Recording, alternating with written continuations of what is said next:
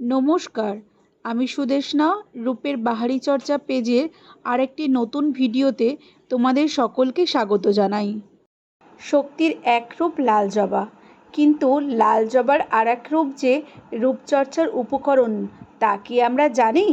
তাহলে চলো আজ দেখে নিই কীভাবে লাল জবা দিয়ে রূপচর্চা করা যায়। তার জন্য নিয়ে নিলাম ধুয়ে জল ঝরিয়ে রাখা লাল জবা, আর নিয়েছি টাটকা অ্যালোভেরা। অ্যালোভেরাটা কেটে আমি জলের মধ্যে ডুবিয়ে রেখেছি। আর নিয়ে নিয়েছি বেসন আর টক দই। প্রথমেই যেটা করতে হবে, জবা ফুলের পুংবৃন্ত অর্থাৎ সবুজ অংশটি এবং মাঝখানের নলের মতো পুংকেশরটিকে ছাড়িয়ে মিক্সির জারের মধ্যে ফুলগুলোকে নিয়ে নেব। জবা ফুলে আছে অ্যান্টি রিঙ্কেল প্রপার্টি, যা কিনা ত্বকের এলাস্টিসিটি বাড়িয়ে ত্বককে টানটান করতে সাহায্য করে।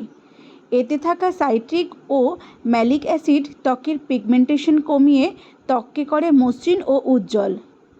আর জবা ফুলের প্রধান গুণটি হলো ত্বকের মৃত কোষ সারিয়ে ত্বককে নতুন কোষের জন্ম দেয়, সেই সঙ্গে ত্বককে বয়সের ছাপ থেকে দূরে রাখে।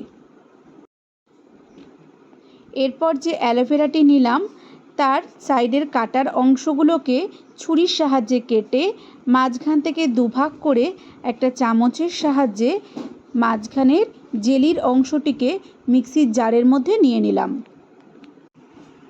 অ্যালোভেরাতে রয়েছে ভিটামিন এ, সি, ই, এছাড়াও এনজাইম, মিনারেল, শর্করা ও অ্যামিনো অ্যাসিড। এটি রোদে পোড়া ত্বক, ব্রণ, ত্বকের লালভাব ও ফোলাভাবে বিশেষ উপকারী। এছাড়াও অ্যালোভেরাকে প্রাকৃতিক ময়শ্চারাইজারও বলা হয়ে থাকে। তবে অনেকের স্কিনে অ্যালোভেরা শ্যুট করে না, তারা কিন্তু অ্যালোভেরাটাকে অবশ্যই স্কিপ করবে। আর মিক্সির জারের মধ্যে কিছুটা দিয়ে দিলাম টক দই। সবকটি দিয়ে খুব ভালো করে একটা পেস্ট বানিয়ে নেব। এই পেস্টটিকে একটা প্লেটের মধ্যে ঢেলে তার মধ্যে দিয়ে দিলাম 1 চামচ মতো বেসন। সবকটি উপাদানকে খুব ভালো করে মিশিয়ে তোমরা তোমাদের ফেসে অ্যাপ্লাই করো। সপ্তাহে 2 থেকে 3 দিন এটি ব্যবহার করলে বুঝতে পারবে স্কিনের পরিবর্তনটা। আজ তাহলে এ পর্যন্তই। দেখা হবে নেক্সট ভিডিওতে। ততক্ষণ পর্যন্ত ভালো থেকো বন্ধুরা। আর তোমাদের কেমন লাগলো ভিডিওটা আমাকে কমেন্টে অবশ্যই জানিও।